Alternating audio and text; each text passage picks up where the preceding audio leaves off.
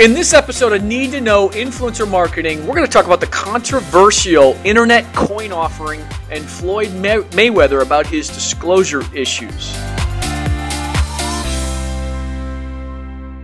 Hello, marketing fanatics. I'm Mark Fidelman of Fanatics Media. Joining me is Gil Ayal, CEO of Hyper. Gil, what do you make of this whole controversy?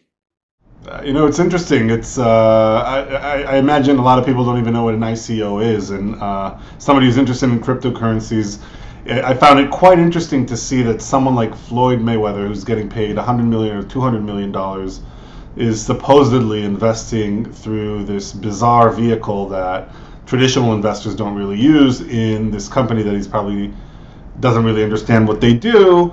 And it's basically, if you don't know what an ICO is, if you own Bitcoin and convert it to Ethereum, you can use Ethereum to then participate in what's called an initial coin offering, in which you receive some kind of right in a future product that may or may not come to life and may or may not be equivalent to an unregulated stock offering.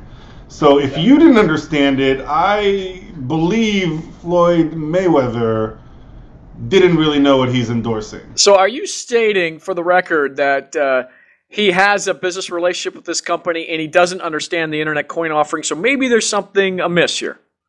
Look, I don't know if he has a business relationship. It just seems kind of odd that somebody who's never spoken about cryptocurrency, and cryptocurrency is a really difficult subject, and who's making hundreds of millions of dollars elsewhere, would post something that says basically, champion predictions, I'm going to make a shit ton of money on August 26th. I'm going to make a shit ton of money on August 2nd on the stocks.com ICO. Who even knows what an ICO is? How do you have time to learn what an ICO is? You're training for this big fight on the 26th.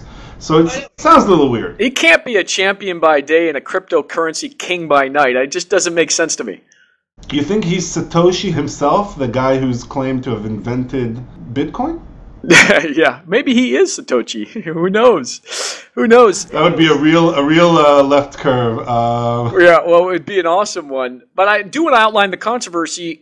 There is, and I know TechCrunch covered this, and you'll talk about this in a second, but there is some thoughts that maybe he was paid off, because how could he possibly, out of the blue, never having raised cryptocurrency, never being asked to be paid in cryptocurrency in his fights, how could he all of a sudden start promoting this ahead of the ICO? What do you think, Gil?